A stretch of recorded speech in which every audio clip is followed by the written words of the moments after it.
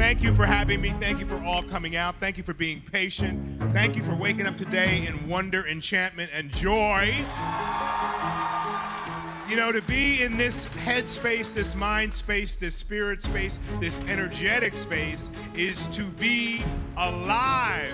It's to have made a choice that today is going to be the best day of your life. Wow. I grew up in a household where there was constant creativity always happening. You know, it's what you're exposed to within your family that you take to. As a child, I was very observant, as most children are. And so many times when you hear beautiful music, jazz, opera, rock and roll, blues, all of these things create a visual for you, whether you know it or not, that conjure up a feeling. And those feelings are imprints that get imprinted upon us and guide us, whether we know it or not, to our taste. Since we are at a school, can you tell us a little bit about your education? Did you ever use schooling to perfect your craft in acting, singing, dancing? When you have the desire, so I got my education because I had a desire to get it.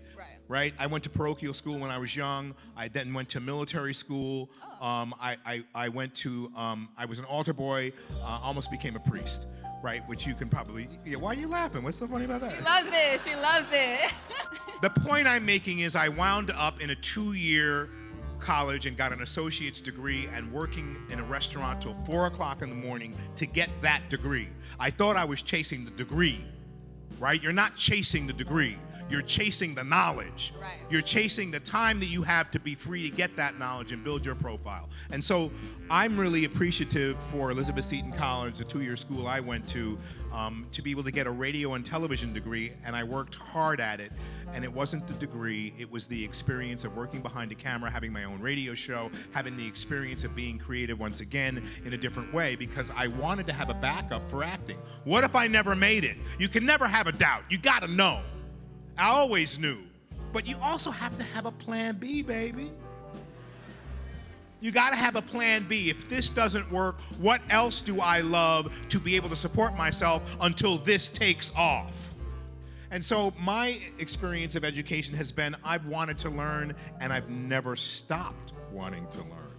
And that's why I come back to places like this in appreciation, gratitude, and with a thankful attitude, because that's all you can control. Circumstance is gonna happen. You can only control how you act or react to things that happen. I can't control what you say or what you do or anything else. I can only control my reaction to it. And so when your buttons get pushed, you gotta step back and go, wait a minute, okay, that was not a very nice thing something said to me, but I'm screaming at them and threatening them. I'm gonna punch you and I'm gonna threaten you and you better get out of here, right? All that comes up for you. But that's the stuff that you have to work on. And that's what my children have taught me. And that's what I'm teaching myself every day, because it still comes up for me, right? People cut you off and bump you and you have a thought about it, and that's a negative feeling. You wanna have high energy, but you wanna be able to allow yourself to become malleable enough to figure out what your challenges are, what's in front of you. So oftentimes we talk about what you need and what you need, and we talk because we don't want to come back around to look at, you know, I need to work on this. It's not till you work on this and clean this up and clean this up that you change and you start to really see and hear and take in the world in a different way.